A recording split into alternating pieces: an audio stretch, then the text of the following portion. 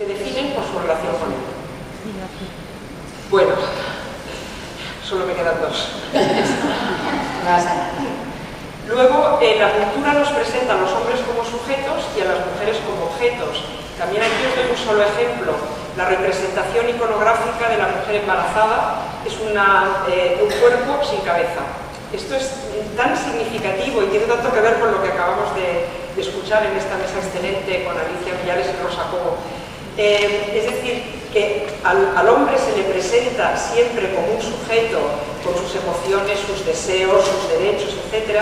Y a la mujer como un objeto anónimo, porque finalmente lo que nos humaniza y lo que nos singulariza es la cara. Entonces, al cortarle la cara, también le cortan los pies ya puestos, a la mujer embarazada y presentarla como un puro vientre, ya se está justificando de alguna manera, igual que en la publicidad o en los anuncios de prostitución, en que se nos muestran a mujeres sin cabeza, siluetas sin cara o cuerpos cortados. Hay muchos anuncios así.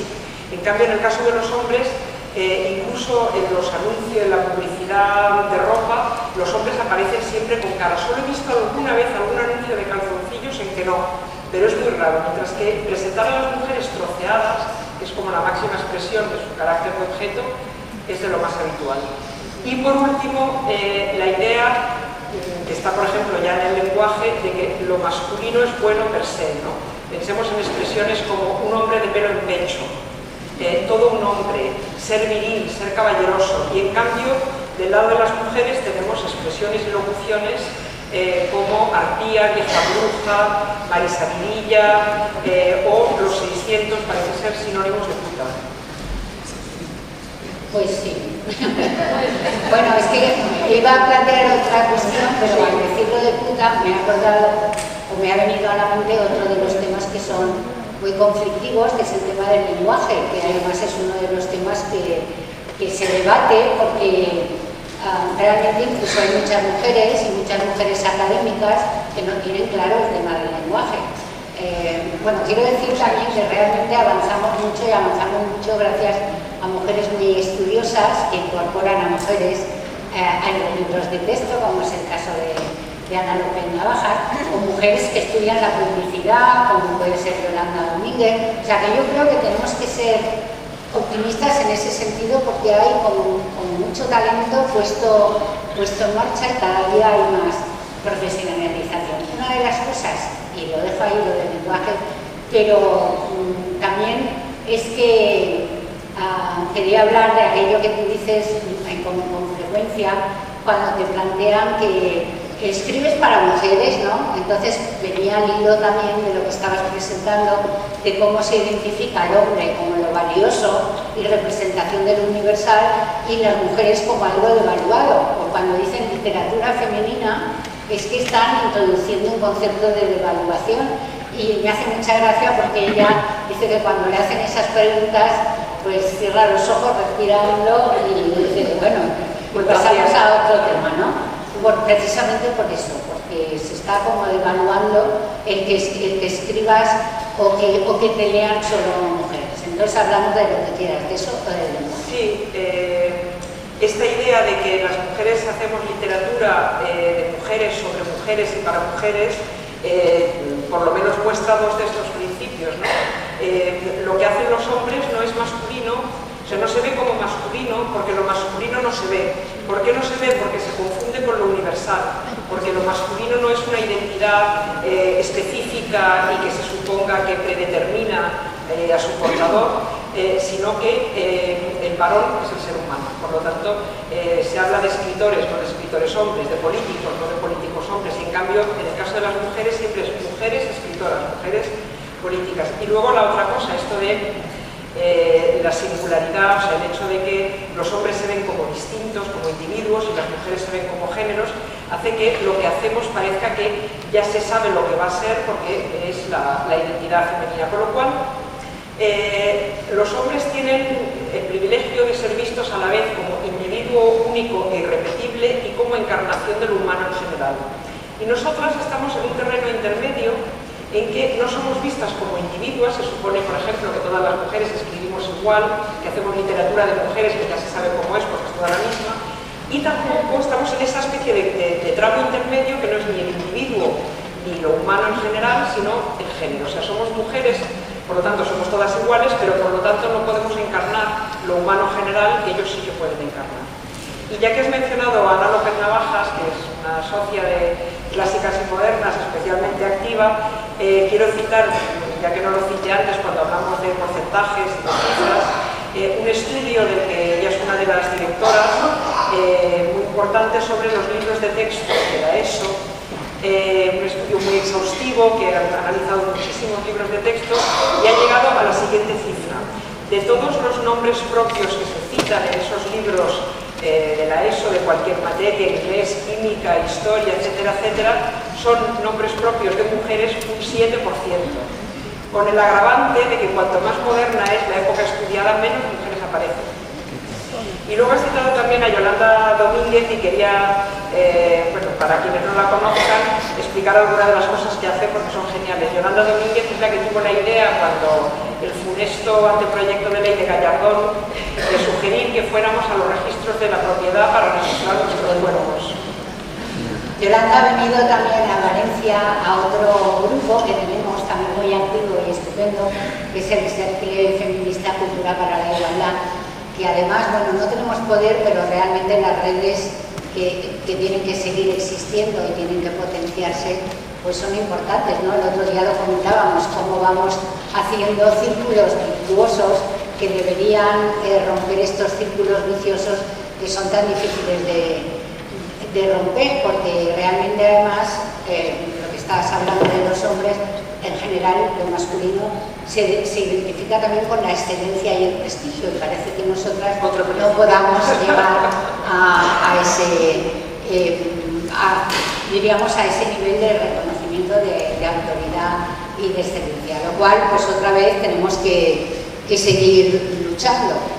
Porque otra de las cosas que decimos y que tú recalcas con cierta frecuencia es que los hombres te dicen el lugar en el que estás y el lugar que tienes que ocupar en la sociedad, y esto también se transmite pues, a través de la cultura en general y a través de todos los comportamientos que se realizan a través de cantidad de caminos y de vehículos y de instrumentos.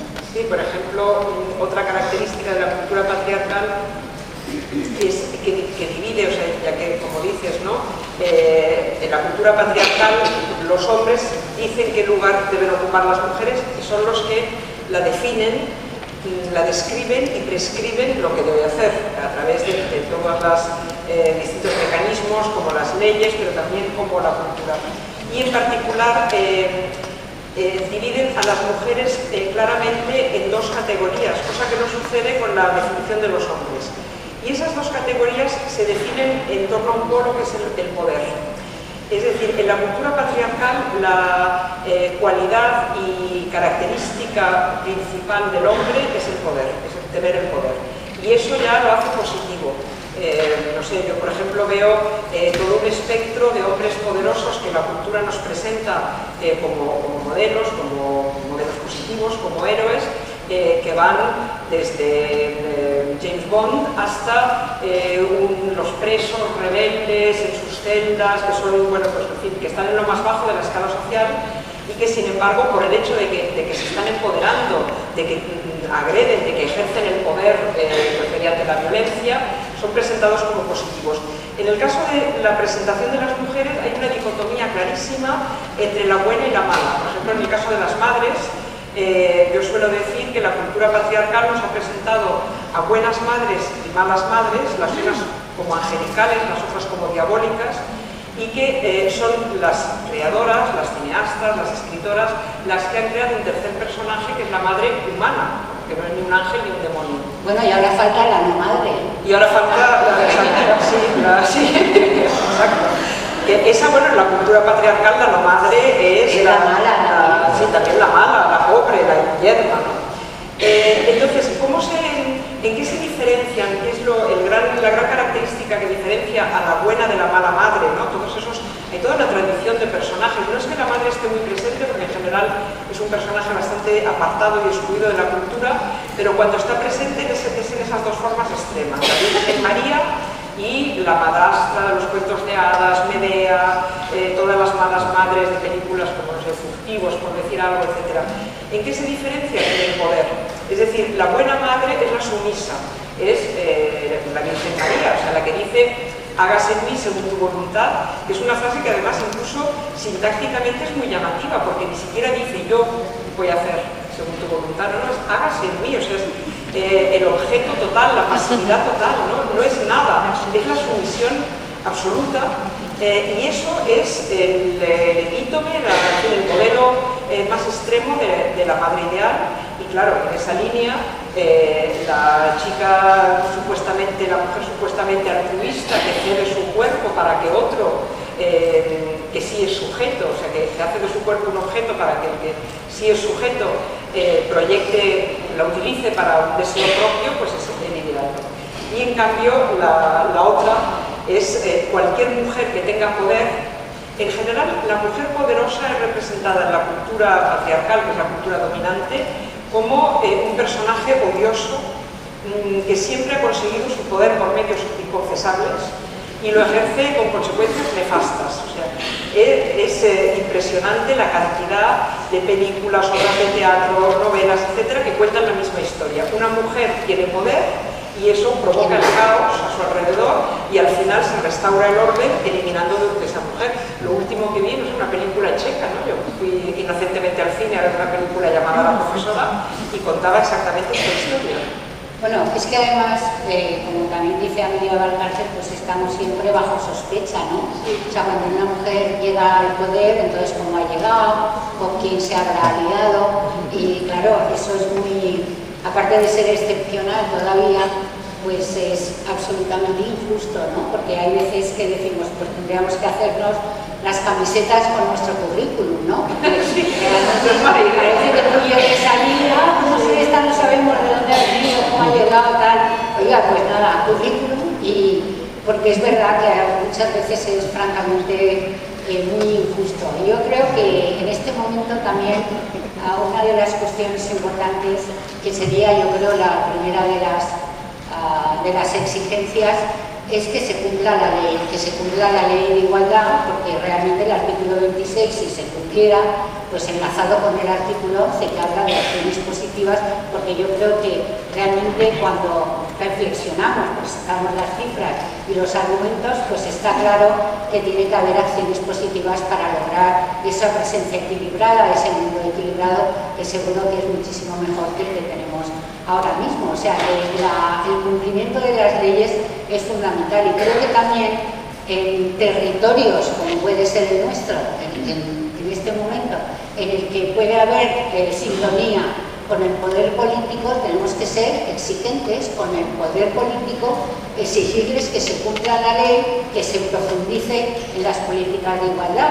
Y esto pues lo vamos haciendo, pero yo creo que lo tenemos que hacer con absoluta convicción. Si va a haber un canal nuevo, pues tenemos que exigir que sea un canal nuevo, nosotros decíamos feminista, o sea, que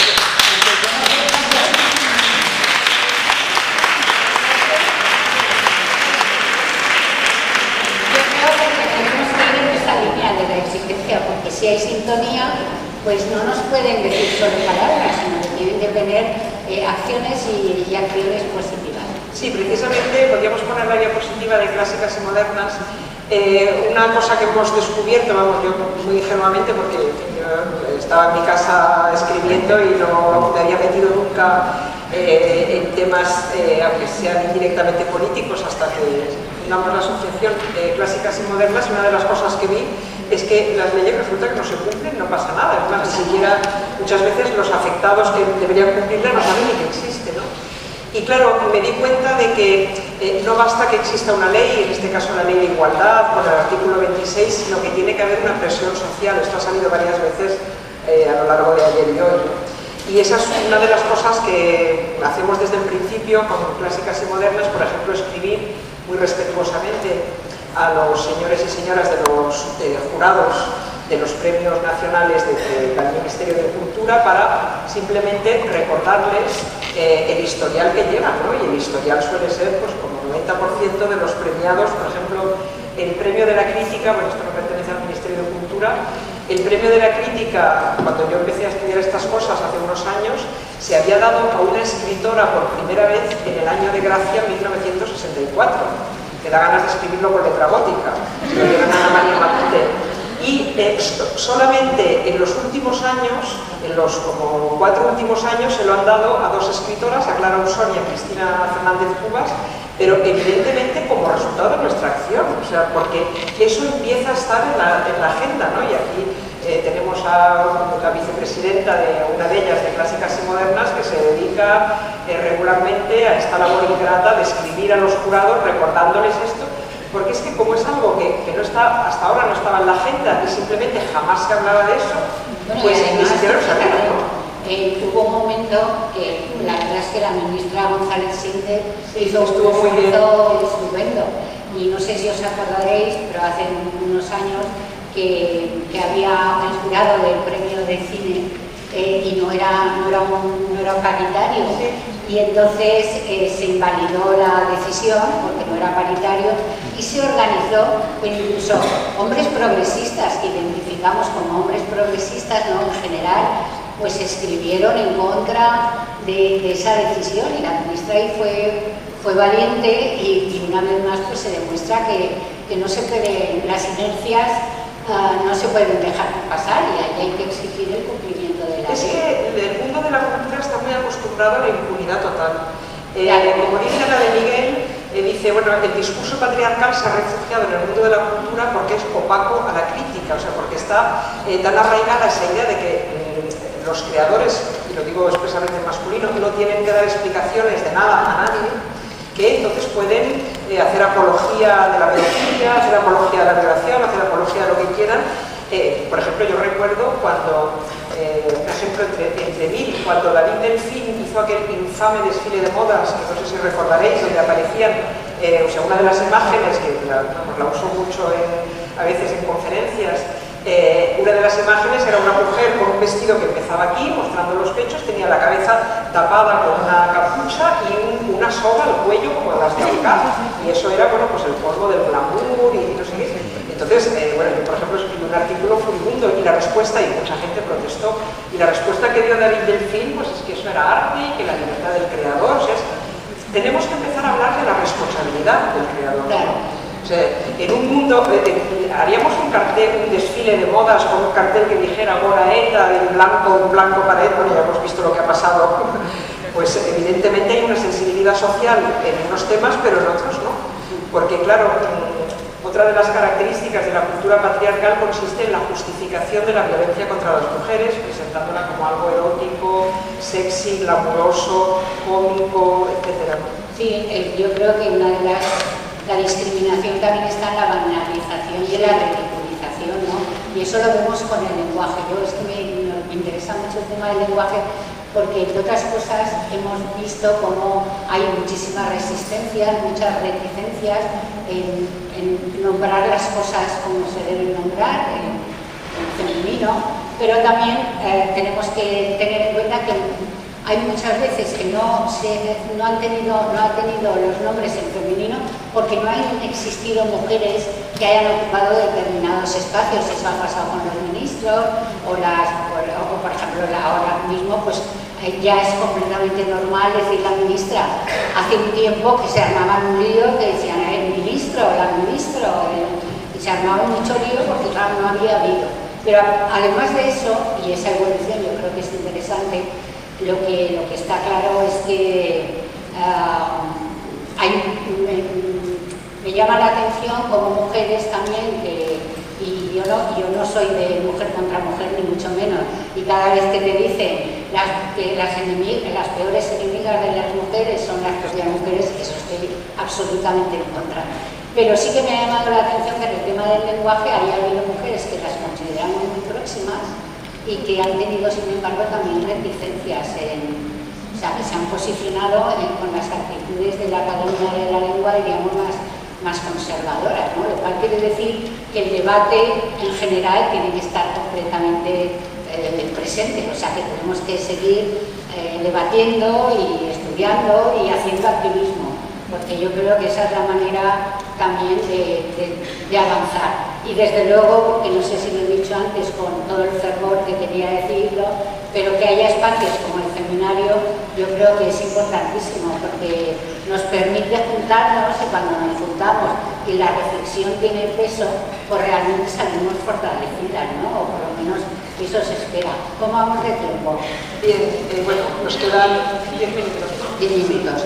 Bueno, pues lo último que queríamos plantear era lo del tema de las causas de la discriminación y las soluciones. Yo apuntaba la solución de la ley y del cumplimiento de la ley. Entonces, sí, la pedagogía es importantísima también. Sí, nosotras en Clásicas y Modernas al principio nos dedicamos mucho a la investigación. Lo seguimos haciendo, pero quizá con menos intensidad, porque ya hemos encontrado muchos datos y ya hemos visto que los datos cambian poco, desgraciadamente. Los encontraréis en nuestra página web, o sea, tenéis muchísimos datos. Luego nos dedicamos mucho a la protesta, porque llevábamos muchos años de furia acumulada, la verdad, y entonces poder expresarla con una firma colectiva, porque además nos unimos con otras, colaboramos con las asociaciones de mujeres de artes plásticas, cineastas, etcétera, y podemos escribir unas cartas preciosas diciendo, les escribimos en nombre de 2000 profesionales, que son todas estas asociaciones del mundo de la cultura y tal. Pero últimamente hacemos más otras cosas que yo creo que además son más gratificantes o más divertidas, que son abrir foros de reflexión. O sea, ya no nos dedicamos tanto a lo cuantitativo, sino más a lo cualitativo, y hacemos ciclos como el debate pendiente, que es una serie de conferencias y mesas redondas que hacemos todos los años desde Clásicas y Modernas con una subvención de la Dirección General del Libro, porque hemos visto que afortunadamente algunas instituciones, no todas, pero muchas, nos han recibido con los brazos abiertos. O sea, les hemos escrito, o sea, normalmente lo que hacemos es una pequeña investigación sobre su programación, que casi que no sé ni por qué nos molestamos, porque ya sabemos cuáles son las cifras, siempre es 85% de hombres en todas partes, ¿no?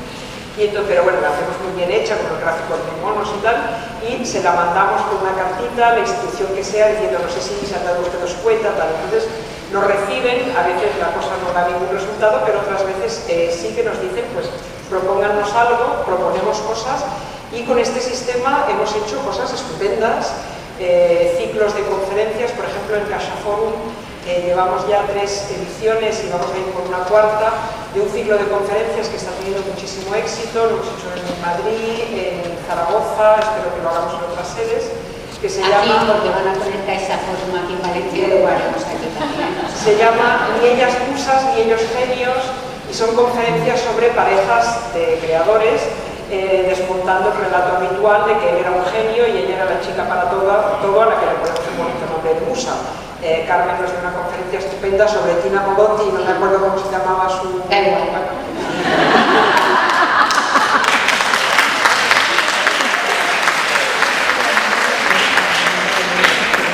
Y a media va al cárcel otra sobre Madame de Staël y Napoleón.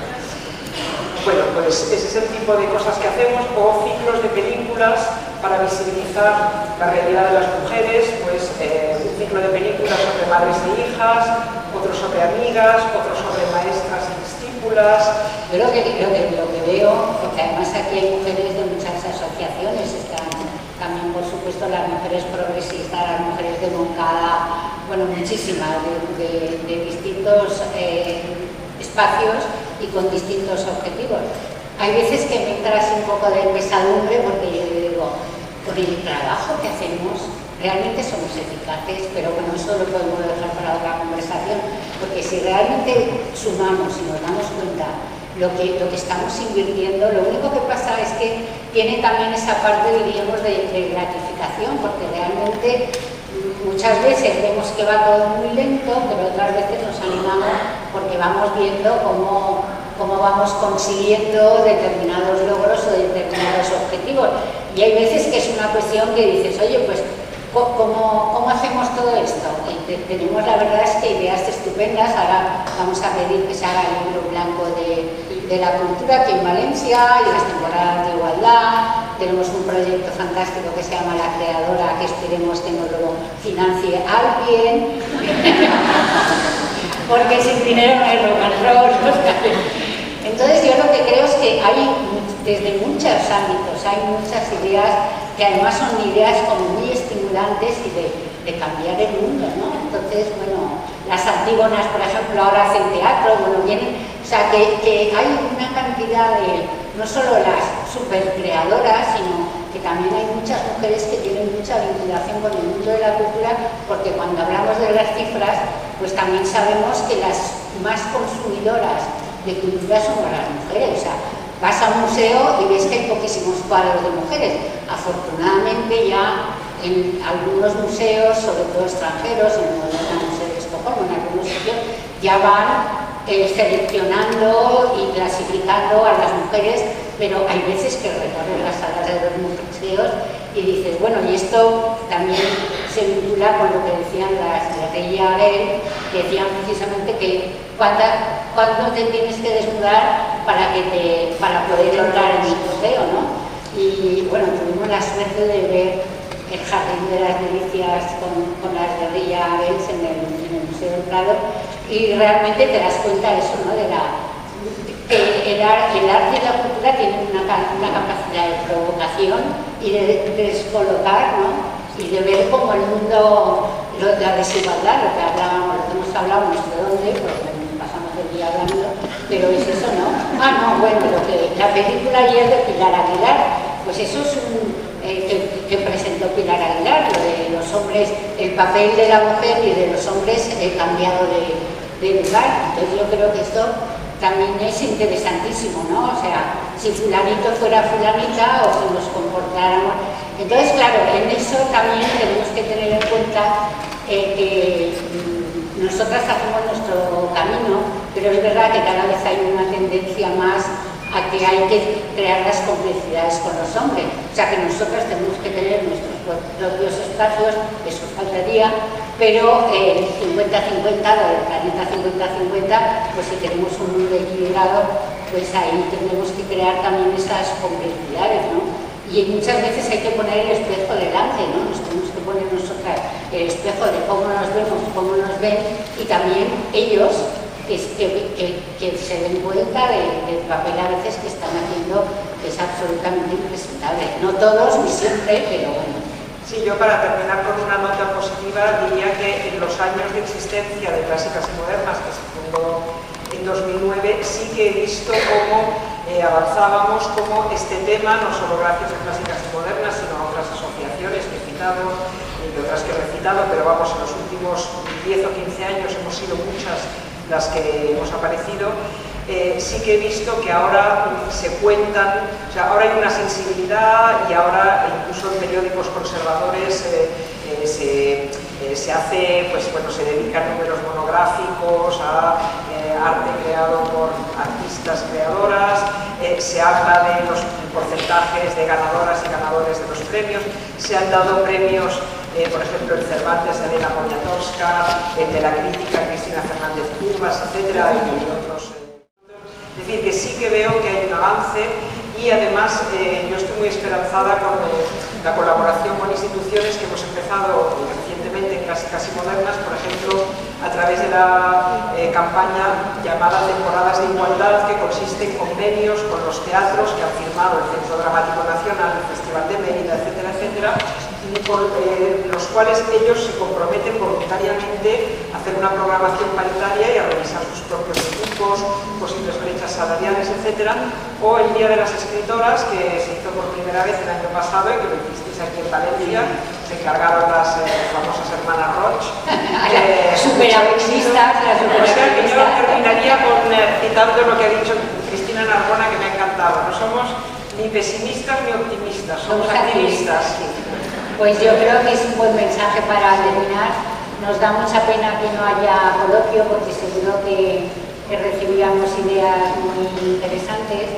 Y bueno, yo creo que la cultura realmente es el alimento del espíritu y que tenemos que seguir alimentando nuestro espíritu de la mejor manera posible, y también pues realmente que se pueda desarrollar la idea que está desde la Declaración de los Derechos Humanos hasta nuestra Constitución, de que la cultura es un derecho. Entonces la vinculación de la cultura con la igualdad pues es súper fructífero, o sea, que también nos tenemos que animar en la reflexión y en el activismo, y cuando vemos todo el pensamiento que hay reflejado en los libros, o sea, por ejemplo, pues claro, es impresionante. O sea, yo me quedo muy impresionada, ¿no?, de esa capacidad de reflexión y de eso. Somos la mitad del talento y no se puede desperdiciar la mitad del talento. Quería también, y esto sí que, con esto ya sí que termino, pero quería leer un párrafo de...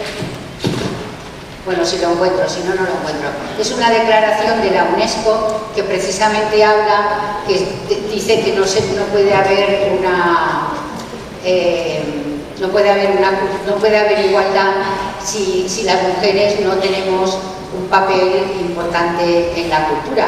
Y esa es la verdad, porque se habla muchas veces de diversidad cultural y nos vamos por las ramas y realmente estamos olvidando la mitad del talento que representamos las mujeres. Entonces, a desarrollar el talento, por favor, no os durmáis, no los laureles, porque todavía no los tenemos, pero los tendremos, y lo que tenemos que luchar es por tener esos laureles y por ser más felices.